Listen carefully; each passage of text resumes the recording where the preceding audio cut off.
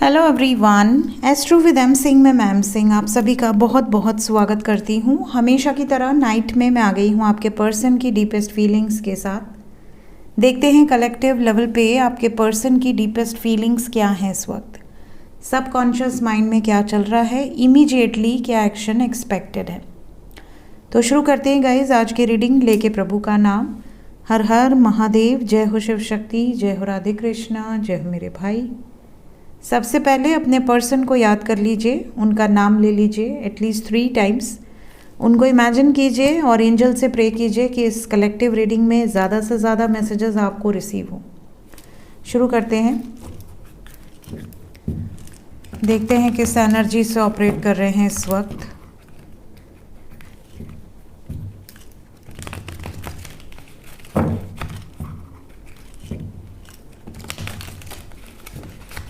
Deepest feelings angels, subconscious mind में क्या चल रहा है इस वक्त मेरे व्यूवर्स को लेकर, उनके पर्सन के सबकॉन्शियस में क्या है। 2 ऑफ पेंटिकल्स,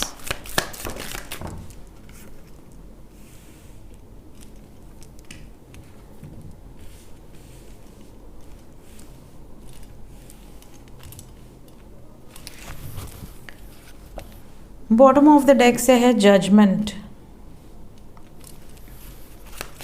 क्लैरिफाई कर दें किस सिचुएशन में जगल कर रहे हैं। Juggling between 2 situations, third party situation, devil. Third party situation, एक तरफ कोई ऐसी सिचुएशन है जो बहुत ही ज़्यादा टॉक्सिक है।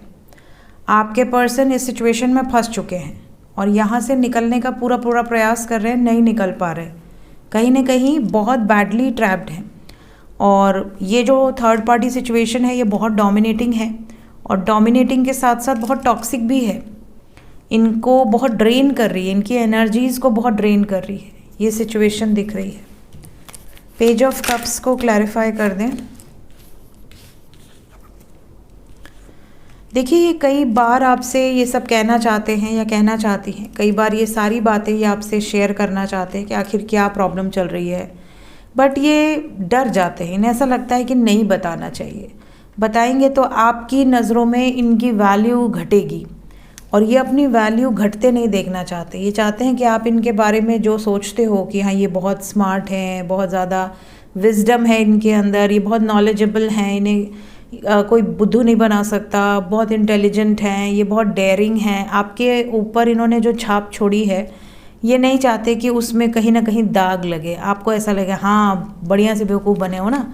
तो कई बार लोग बोल देते हैं गुस्से में, तो ये नहीं चाहते कभी ऐसी सिचुएशन आए। इन्होंने छोटी छोटी सिली मिस्टेक्स की हैं अपने लाइफ में और उसका भुगतान आज तक भोग रहे हैं। तो इन्हें ऐसा लगता है कि वो जो सिली मिस्टेक्स इनसे हुई थी, अगर ये आपको बताएंगे या आपसे शेयर करेंगे तो आप इसका अच्छा खासा मजाक बनाओगे। नाइट ऑफ पेंटिकल्स, बहुत स्लो हैं बट आपके पास आना चाहते हैं, प्यार बहुत करते हैं, जताने में भी थोड़े कमज़ोर हैं, बहुत एक्सप्रेसिव नहीं है। मेंटल कॉन्फ्लिक्ट ना होता तो ये कुछ हद तक एक्सप्रेस भी करते, बट क्योंकि मेंटल कॉन्फ्लिक्ट है ये अपने प्यार को भी एक्सप्रेस नहीं कर पा रहे हैं। प्रोटेक्टिव बहुत ज़्यादा हैं आपको लेकर, इस रिलेशनशिप को लेकर कुछ मेजर स्टेप्स भी लेना चाह रहे हैं, बट स्लो एनर्जी है, क्विक एनर्जी नहीं है कि आप आज ये रीडिंग देख रहे हो और कल तक रेजोनेट कर जाए, ऐसा नहीं है, समय लग सकता है। क्वीन ऑफ स्वॉर्ड्स,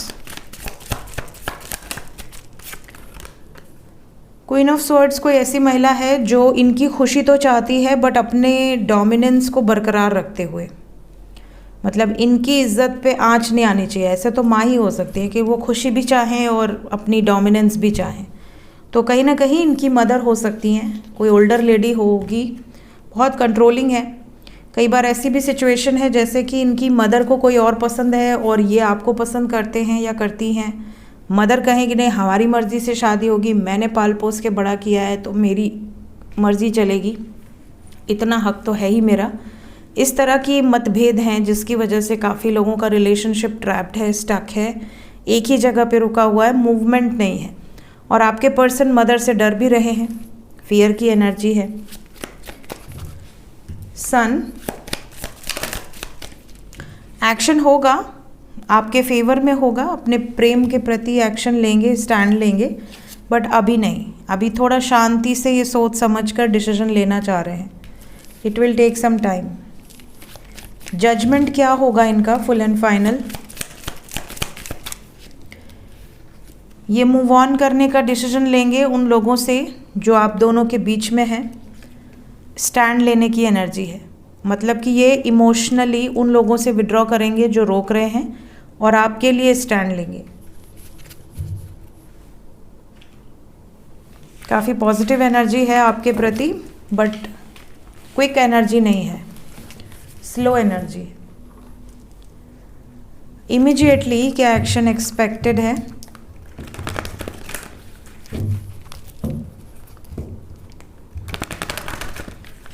सबसे पहले जो लोग नो कांटेक्ट में हैं, क्या उनके पर्सन कोई स्टेप लेंगे?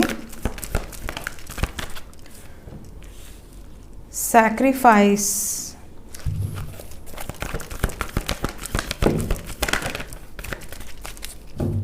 बॉटम ऑफ द डेक से है हेरोफेंट, विजडम की एनर्जी है। 3 of pentacles,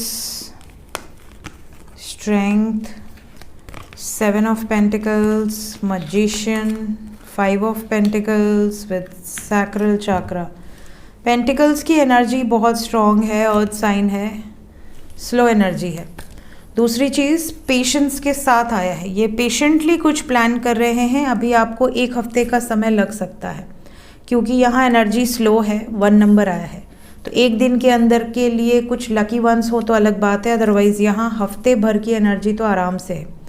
you have to keep patience. 1 and 7 यहाँ पर ये भी दिख रहा है कि इस टाइम पीरियड के अंदर अगर आपके पार्टनर के और आपके बीच में फिनेंशियल कॉन्फ्लिक्ट्स हैं तो वो भी रिजॉल्व होंगी। पर्सनल लेवल पे कोई कॉन्फ्लिक्ट चल रही है, मदर, फादर, या अगर ऑलरेडी मैरिड हैं तो उस थर्ड पार्टी के साथ, तो वहाँ पर भी सल्यूशंस निकलेंगे। ये किसी एक सिचुएशन को कम्प्लीटली त्यागेंगे, सैक्रिफाइस करेंगे, और ये आपसे बात कर सकते हैं विद इन अ वीक। कुछ लकी वंस के लिए इस टाइम पीरियड के अंदर 24 घंटे के अंदर भी बातचीत हो सकती है, बट ये ज़रूर दिख रहा है कि ये कोई बड़ा निर्णायक फैसला अभी नहीं लेंगे। It will take some time. तो अगर आप ऐसा सोच रहे हैं कि ये शादी कर लें, कमिटमेंट दे दें, आपके घर वाले प्रेशर डाल रहे हैं, तो ऐसा कुछ नहीं होने वाला। ये अपनी तरफ से कोशिश करेंगे पोस्टपोन करने की। देखते हैं जितने लोग कांटेक्ट में हैं उनके लिए गाइडेड एनर्जी क्या है। Immediately emotional loss,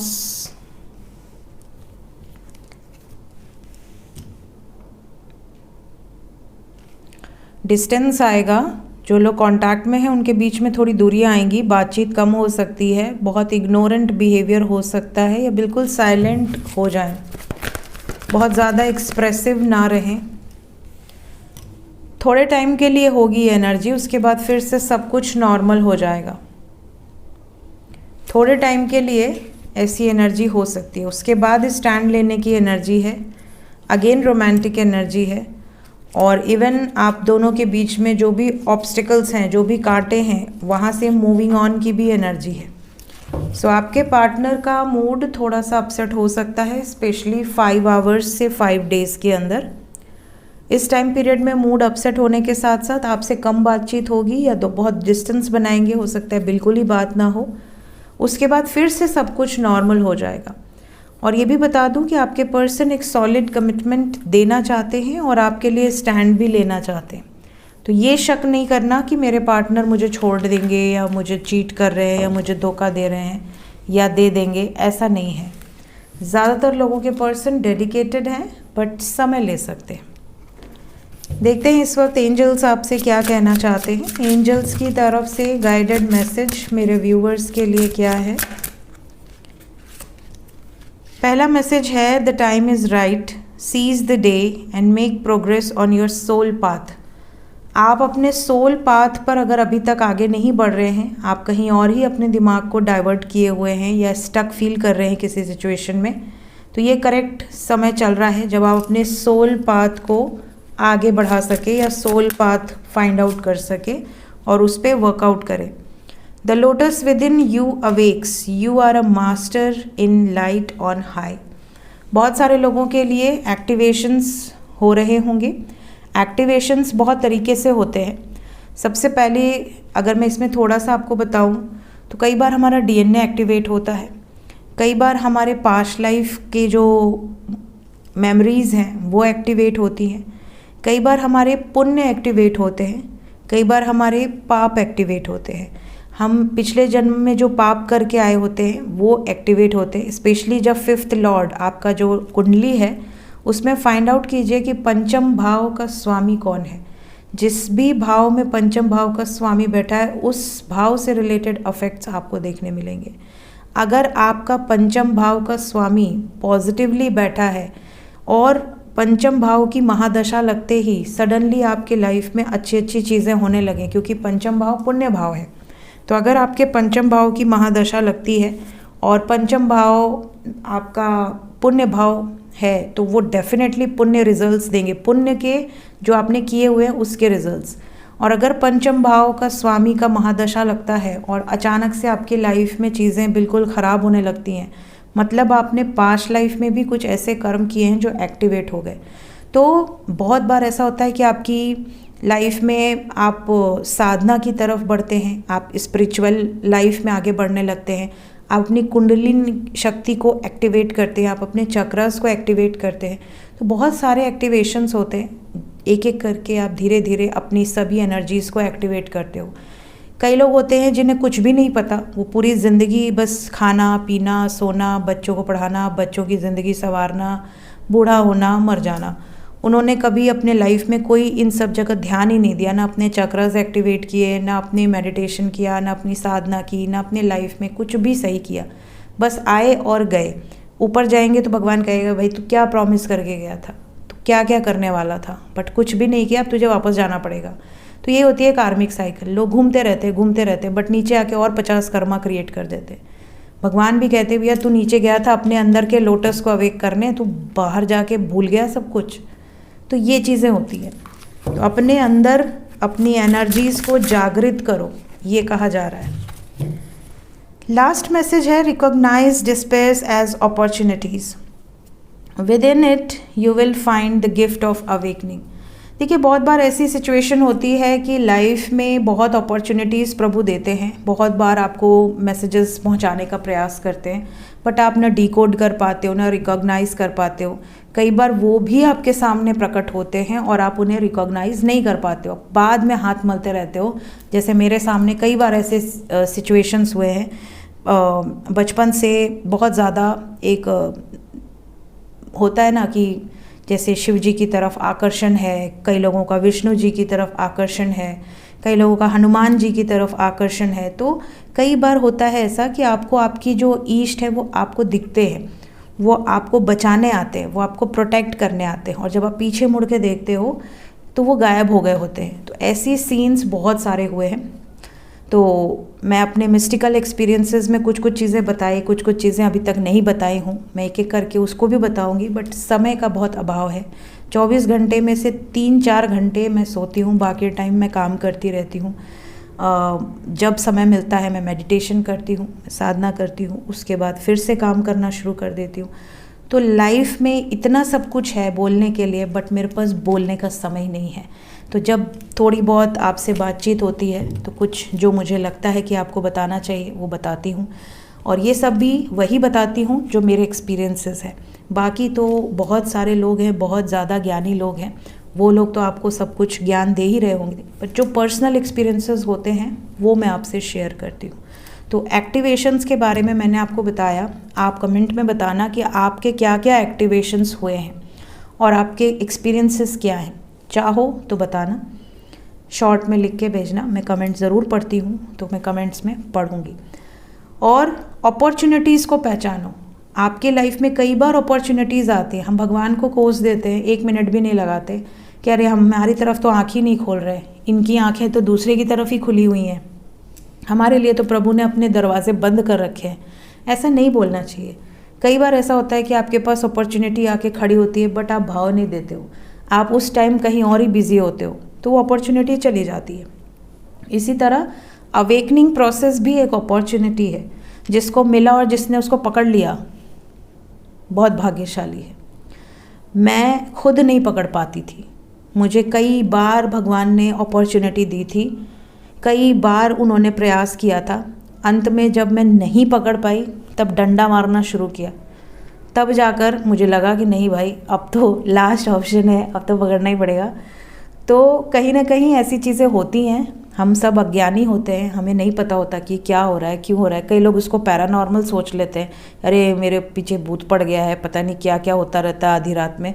but actually में ब्रह्म मुहूर्त का महत्व बहुत ज़्यादा है। जब आप समझोगे तो आप जब एक्सपीरियंस करोगे तब आप उसको मानोगे। सो ये थी गाइस अभी इस वक्त की एनर्जी रीडिंग। मिलते हैं नेक्स्ट रीडिंग में। Till then take care, bye bye.